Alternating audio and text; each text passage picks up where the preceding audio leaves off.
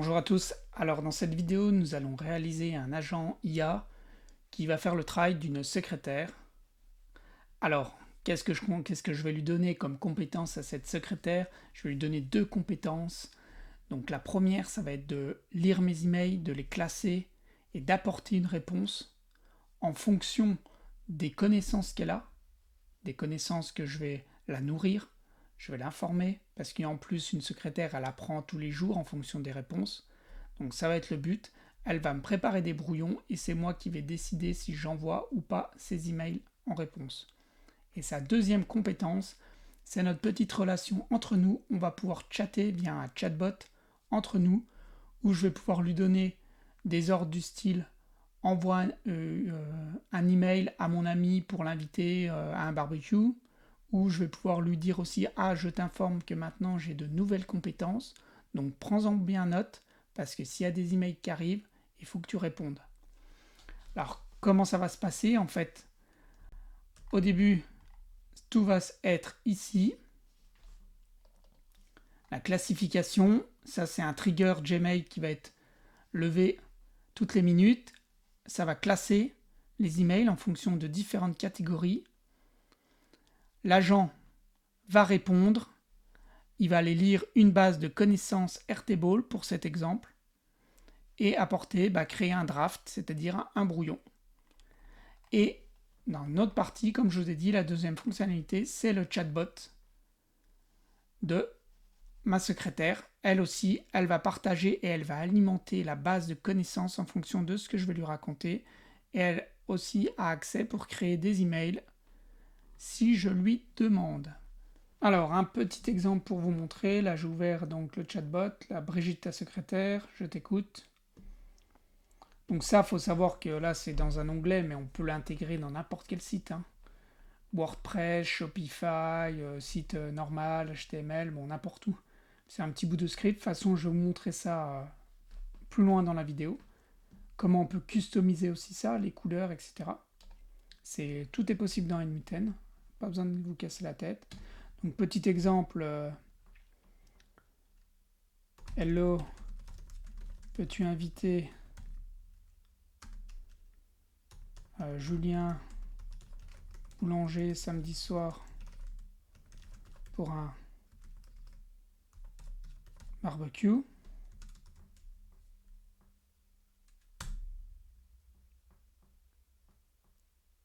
C'est vrai que je n'ai pas donné l'adresse Paris, rue de la Paix, à 20h. C'est bon, elle a compris, elle n'est pas bête, elle a compris que c'était ça l'invitation. Je veux dire, au fait, Brigitte, je t'informe que je fais des sites internet Shopify à prix très compétitif.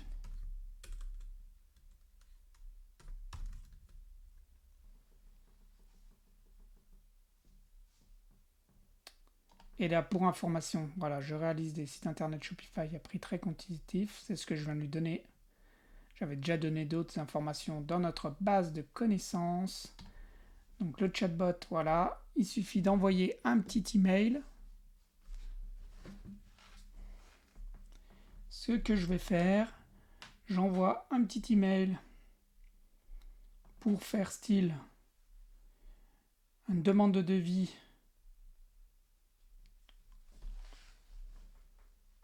Donc je viens d'envoyer un petit email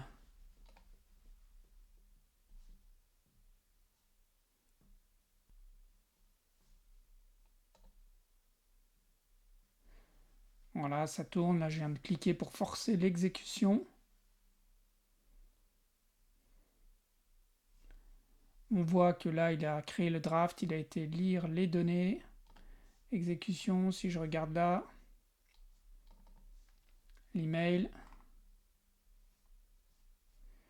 Bonjour, je souhaite faire un site pour un salon de coiffure, c'est ce que j'ai envoyé. et quel email il a fait. Une réponse: bonjour Julien, merci pour votre message et votre intérêt pour la création de votre site. Je réalise des sites Shopify à des tarifs très compétitifs. Donc tout ce qu'on vient de lui dire juste avant.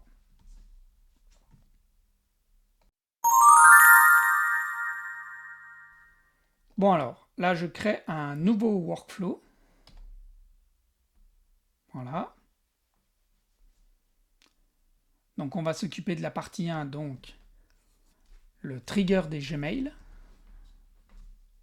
Gmail, trigger il n'y en a qu'un, de toute manière c'est on message received, toutes les minutes. Voilà.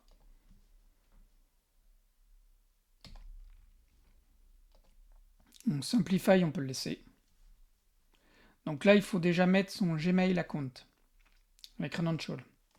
Ça, il y a une autre vidéo parce que ça prend un peu plus de temps. Donc n'hésitez pas à la regarder.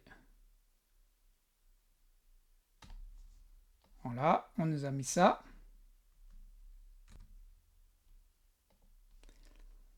Donc là, quand on a mis ça, là, on va mettre un text summary. Texte classifieur, désolé.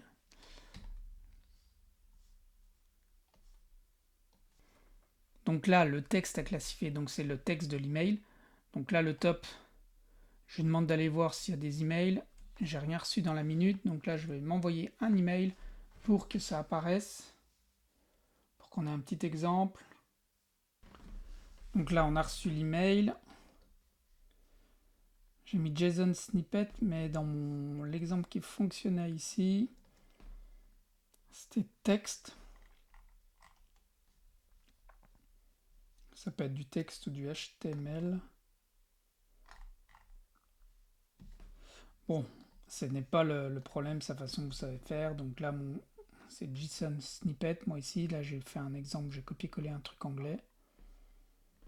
L'email anglais de pub que j'ai eu. Donc là, maintenant, c'est les catégories. Donc là, il faut catégoriser.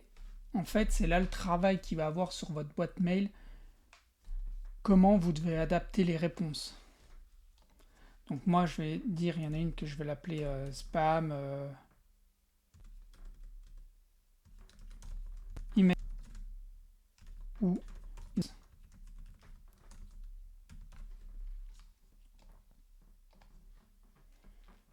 comme dans mon exemple, je vais faire mairie.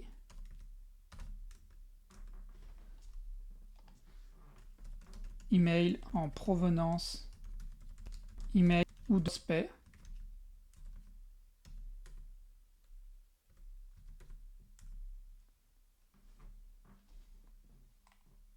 Voilà, je vais créer ces trois catégories-là pour l'instant. Il y a énormément d'autres catégories qu'il faudra bien prévoir.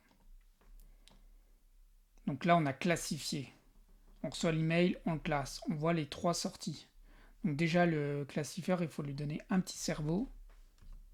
Brain, comme disent les Américains. Je vais donner OpenAI, moi dans l'exemple. OpenAI, il faut lui donner des credentials. Donc credentials, je les ai déjà fait, mais il faut une API key.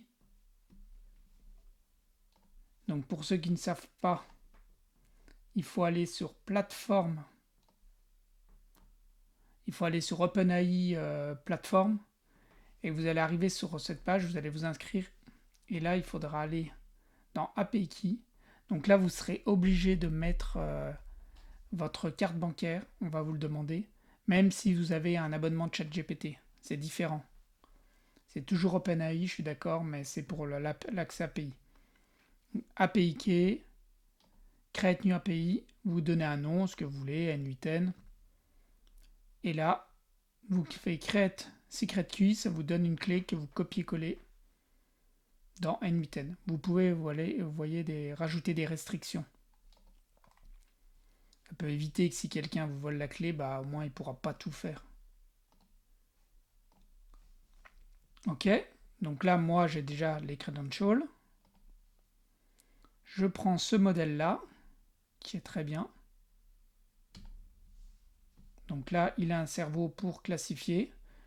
Par exemple, là, je vais lui demander de faire ce petit test avec l'email qu'il a reçu. Il me l'a mis dans spam, c'est vrai, c'est un truc de spam à la anglais de pub. Donc là, c'est bon. Donc après, l'idée, c'est d'avoir un autre agent IA. Un agent IA qui, lui, va répondre. Et c'est là tout le travail.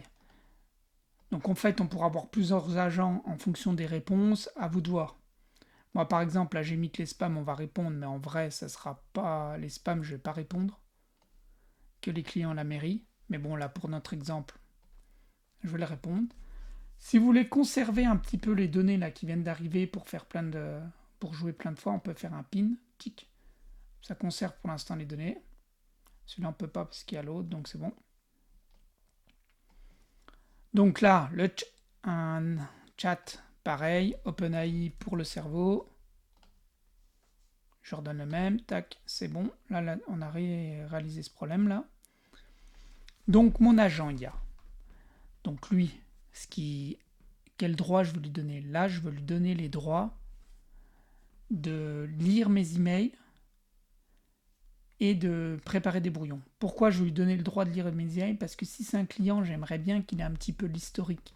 Si on s'est déjà parlé depuis 2-3 emails, donc ça peut être cool qu'il ait l'historique. Donc je vais lui donner Gmail.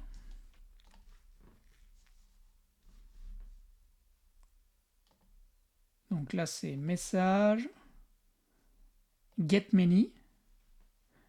Faut pas mettre return all parce que imaginez vous avez énormément d'emails dans votre boîte mail, mais je vais même pas lui en donner 50. Je vais en donner 5. C'est déjà les 5 derniers emails, c'est déjà pas mal.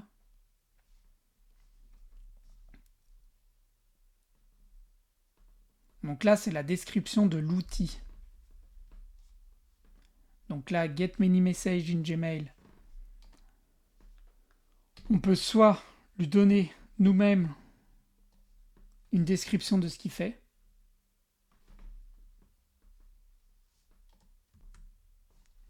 Pour moi, là, c'est suffisant. Là, il va comprendre. On peut lui laisser en mode automatique.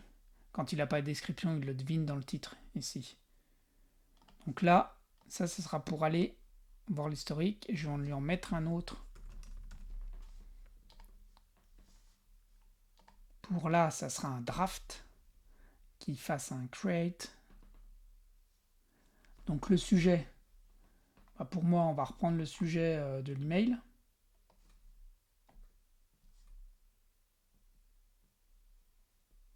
On pourrait même mettre re.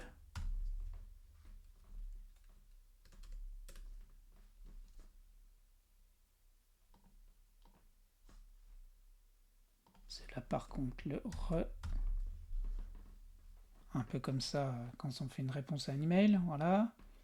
Donc le message, là je clique sur le petit bouton Magic qui fait que c'est le modèle, lui, qui va décider qu'est-ce qu'on met dans l'email.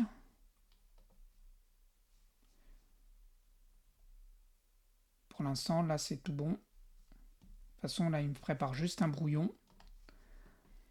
Il peut lire les emails, il peut préparer le brouillon. Par contre, je vais lui donner le nouvel outil qui est la base de connaissances. Je vais désactiver ça sans faire exprès.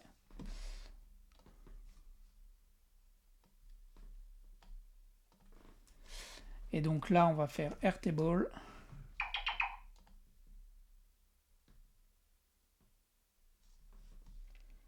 Donc Airtable, c'est le pareil, il faut avoir des credentials. Donc là, je vais vous montrer où ça se passe. Donc vous allez sur Airtable, airtable.com, vous inscrivez. Après, il faut créer une table. Donc soit vous créez un espace de travail, voilà, on fait plus. Moi, je vais appeler ça connaissance business. Et là, vous créez une première table. Moi, j'ai mis 3 colonnes. Connaissance, table de création, table de modif.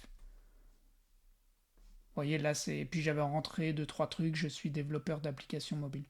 Mais après, au fur et à mesure, c'est la secrétaire qui va rentrer tout ça. Donc voilà, l'idée, c'est... Dans mon exemple, c'est ça. Et comment avoir cette fameuse credential? Donc c'est ici, là. On crée là pour revenir, parce qu'il faut cliquer sur votre nom.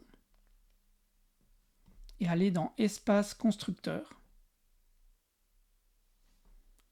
Et là, jeton d'accès. Là, vous faites Create jeton. Là, vous lui donnez un nom. Vous choisissez une portée. Bon, bah, par exemple, read, write. Et moi, je vous conseille de mettre aussi là, schéma base read. C'est important. Je vais vous montrer pour ça. En fait, c'est dans N8N pour qu'ils reconnaissent les noms des tables. Donc voilà. Moi, je vous montre ce que j'avais mis ici. Read, write, read le schéma, et j'avais mis user email read. Et en dessous, toutes les ressources. Voilà. C'est ce qu'il faut faire. Donc on est là. Et en fait, c'est là. Donc on met record. Non, là, on veut pas qu'il fasse là. On veut que ça soit pas un get. C'est là, on veut qu'elle aille lire les données. Donc c'est un search. Vous voyez, là, ça reconnaît. Et ça, c'est grâce au droit que je vous ai dit juste avant. Sur le schéma. J'ai mis un peu de temps pour le trouver. Table. Voilà. Donc là, avec cet outil, il va voir le droit de faire un search. Et je veux qu'on lui retourne toutes les données de la base. La base Airtable. Pour la description, je regarde juste ce que j'avais mis ici.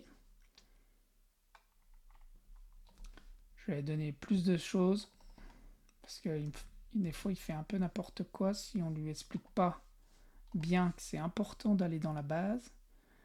Donc là, la description de l'outil, là, on va lui mettre manuel. Et je vais vous montrer ce que j'ai mis.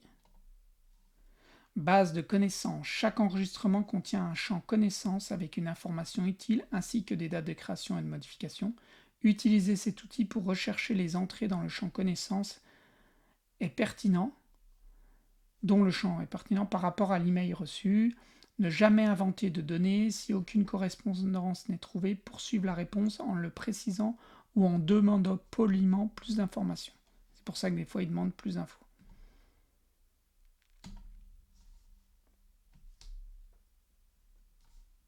Donc là, en fait, notre agent, il faut lui donner un système message.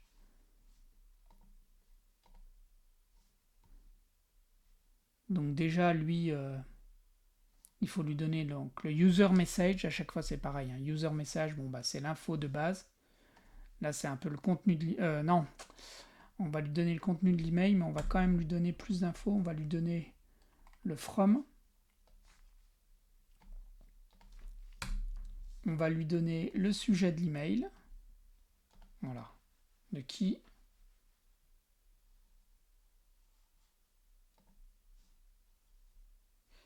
Et là, dans le système, c'est là que c'est le plus compliqué, on va dire. C'est bon, ça, vous pouvez utiliser ChatGPT. Moi, je vais revoir ce que j'ai mis du temps à faire. Regardez, j'avais mis les trois choses là. C'est le système prompt. Tu es un assistant qui rédige des brouillons d'email et signe Roméo. Lire attentivement l'email reçu, objet expéditeur date en texte HTML. Utilisez obligatoirement, j'ai mis en majuscule, l'outil de recherche Airtable pour obtenir les données de la base de connaissances. Je veux absolument qu'il aille les lire à chaque fois pour qu'il prenne vraiment connaissance de tout ce qu'il y a, s'il y a des nouvelles choses. Si un historique d'échange est utile, utilisez l'outil de lecture des messages d'email pour récupérer les derniers échanges de cet expéditeur.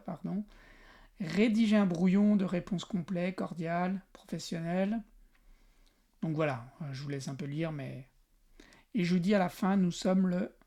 Et là, je vous dis $now pour qu'il ait la date du jour. S'il en a besoin dans ses explications, c'est toujours bien de lui dire quelle journée. Ça, c'est une astuce pour tous vos workflows. Donc ça, n'hésitez pas à utiliser ChatGPT pour faire les systèmes prompts. Maintenant, j'essaye ça.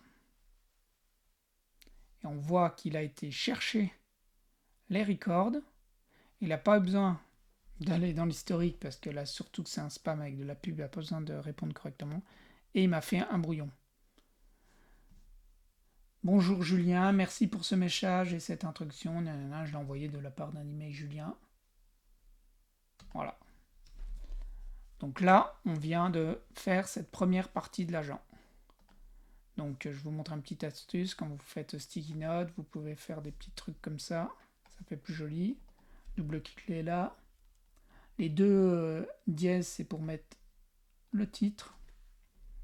Et bien là, on va mettre classification. Moi, j'avais mis classification pour la moitié là.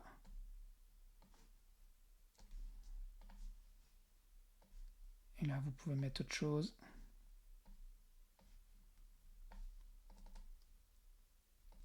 Ça, c'est la réponse. Il y a une petite palette là. Je ne sais pas si vous la voyez bien. On peut choisir une autre couleur. Tac. Là, on vient déjà de faire donc la lecture des emails automatique. Ça vous fait les brouillons après ça, à vous de choisir. Et surtout, vous allez revenir là pour rajouter des catégories au fur et à mesure. Mais c'est pas mal. Puis vous irez peut-être dans Airtable au début pour rajouter vous-même des données directement dans la table. Mais après, on va passer à l'autre exemple qui est de créer le chatbot avec votre secrétaire. Donc le chatbot, ça commence par chat trigger. Trigger, n'oubliez pas, c'est le déclencheur. Là, je vais le mettre public, c'est-à-dire qu'on peut l'accéder via une URL. Et c'est là que je vais vous donner des petites astuces. C'est là, il y a hosted chat. Donc là, c'est-à-dire que vous copiez cette URL, comme j'ai fait là, et ça marche, ça s'ouvre. Donc ça, si vous avez l'URL en favori, vous pouvez accéder directement. Ça, c'est la méthode rapide. Et autrement, si vous voulez le rajouter sur un site internet, embedded chat. Donc là, il faut cliquer sur le here et il nous donne des petites astuces. Vous voyez, regardez. Pour faire des petits boutons comme ça, là, petit bouton, hop, et ça s'ouvre. Et là, il nous explique, on rajoute ce petit bout de code et puis c'est parti. Différentes, si c'est Vue.js, React. Et moi, dans WordPress, on peut juste faire ça et le rajouter dans le header. N'hésitez pas à me dire en commentaire si vous voulez que je vous refasse une petite vidéo sur l'ajout dans WordPress ou dans Shopify. Mais c'est surtout là. Donc moi, là, je vais rester sur Hosted, comme j'ai fait mon exemple. Donc voilà la Heiser. Comment puis t'aider. Et il y a d'autres petites astuces que je vous montre quand même tout de suite, parce qu'il y a le titre, secrétaire, et le sous-titre. En fait, le titre et le sous-titre, c'est quoi? Le titre, c'est là, Brigitte, ta secrétaire, et le sous-titre, c'est ça. Et après, moi, j'avais mis direct comment puis-je vous aider. Pas besoin de redire Hello Roméo si on le dit avant. Secrétaire et sous-titre. Et là, il y a un petit bonus aussi, Custom Chat Styling. Donc là, vous voyez, je zoome. Ça, c'est le CSS. C'est les petites couleurs, en fait. Parce que là, bon, c'est du bonus, mais là, peut-être que vous avez envie de changer ça. Regardez si je fais inspecter. Chat heading. On peut voir la couleur et puis la changer. Là, je repère ça, je repère le code, en fait. Pour me rendre compte qu'est-ce que c'est. Et après, on a juste à aller ici, et puis on change les couleurs. Ça, vous pouvez aussi vous donner à ChatGPT. Vous pouvez même lui dire c'est quoi la couleur. Mais la primary color, là, je vois par exemple. Ça, c'est des codes couleurs hexadécimales que vous pouvez changer. Ça, c'est la petite astuce bonus. Donc là, clique sur la poubelle si on n'a pas besoin de le modifier tout de suite. Donc voilà. Donc là, on est au début de notre chatbot. Donc là, il va avoir un message. Donc un nouvel agent que là je vais appeler secrétaire.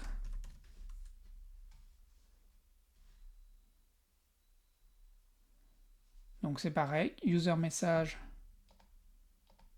et il lui faut un system message. Donc là je retourne voir l'autre, qu'est-ce que j'avais fait. Et après en fait on va lui redonner des outils. Moi j'avais fait le délire de dire tu es Brigitte.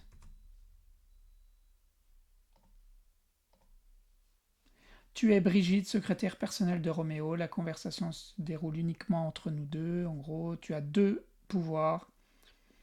Ajouter des connaissances dans Airtable quand Roméo te le demande ou quand tu détectes une information durable et utile qui n'existe pas encore dans Airtable. Créer des emails en mode brouillon dans Gmail à la demande de Roméo en respectant ses instructions. Donc je lui ai dit aussi d'éviter les doublons dans Airtable, créer des brouillons de messages clairs. Donc voilà, n'hésitez pas à lire mieux en détail, mais l'idée elle est là. Toujours répondre à Roméo en français, etc. Et ça, je ne l'ai pas non plus inventé, j'ai un peu utilisé aussi ChatGPT que j'ai refait travailler. Donc pour éviter les doublons, il nous faut quand même deux outils, donc il faut un peu les deux outils, c'est-à-dire que là, il lui faut qu'il puisse chercher. Et après, il faut qu'il puisse créer des... qu'il puisse créer dans la base Airtable, ça c'est le nouveau truc. Et je vais lui donner aussi le droit de créer des emails. Donc vous avez un peu compris l'idée. Là, je vais lui rajouter de la mémoire. Simple Memory. On va prendre le truc par défaut, une longueur de 5. Pour moi, c'est très bien. Donc là, on n'a pas tout l'historique. Je veux dire, lui, il peut répondre, faire 5, c'est 5 allers-retours. 5 petites questions à la suite. On garde rien, mais là, c'est une conversation entre moi et la secrétaire. Donc je sais quand même ce que je lui ai demandé. Je n'ai pas besoin de mettre ça dans une base de données du style Postgre. Chat modèle, un petit cerveau. Voilà.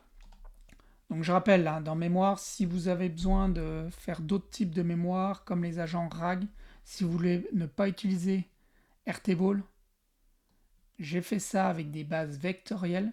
Je vais un peu vous mettre le lien en haut, on appelle ça des agents RAG. Donc n'hésitez pas à regarder. Donc là, je rajoute Airtable. Et là, au lieu de lire, je vais lui dire, c'est quand même record, c'est create or update. Pareil, je redonne les bonnes tables.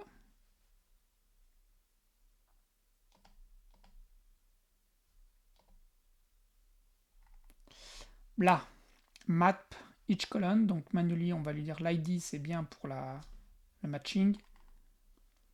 Et les connaissances, qu'est-ce qu'il va mettre dedans? C'est lui, en fait, qui va définir qu'est-ce qu'il doit mettre dans la colonne. Le reste, c'est bon, là, il n'y a pas de problème. Là, on est dans un petit exemple. Donc voilà. Je regarde si j'avais pas oublié d'autres choses dans mon exemple. Voilà, donc là on peut rajouter un petit sticky note, hop, tic, tac.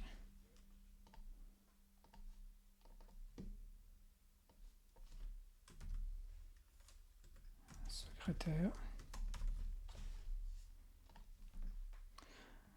Donc voilà l'idée de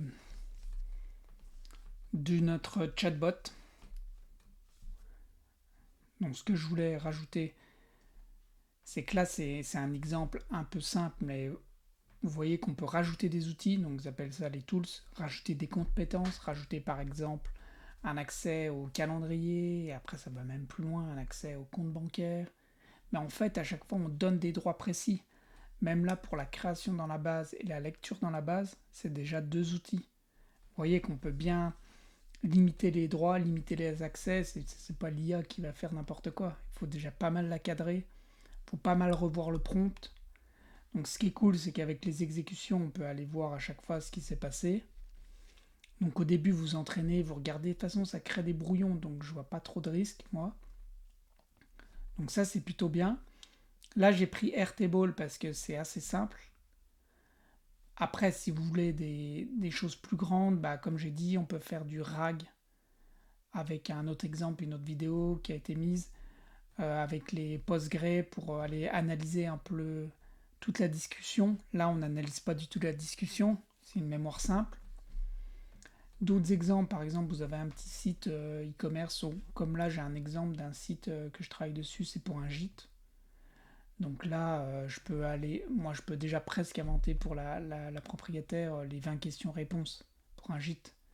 Mais en fait, au fur et à mesure des locations qui vont arriver, il y a des questions qui vont intervenir. Est-ce que je peux venir avec mon chien? Est-ce que je peux venir? Est-ce que je peux fumer? Est-ce que je peux faire ci, ça?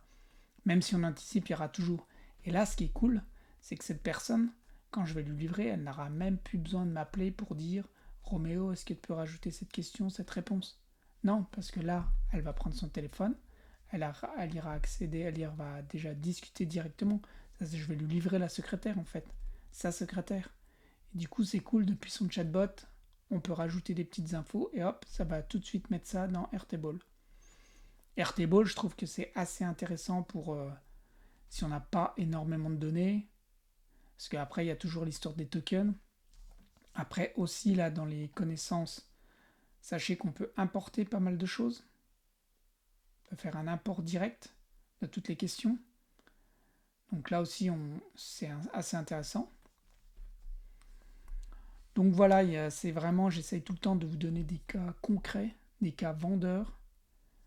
On part d'une petite réponse, parce que là j'ai mis Gmail avec mes emails perso, mais souvent chaque boîte a un petit Gmail spécial contact, spécial support, etc. Et là c'est que c'est super, si on a un email spécial support, hop, là on peut traiter ça comme ça.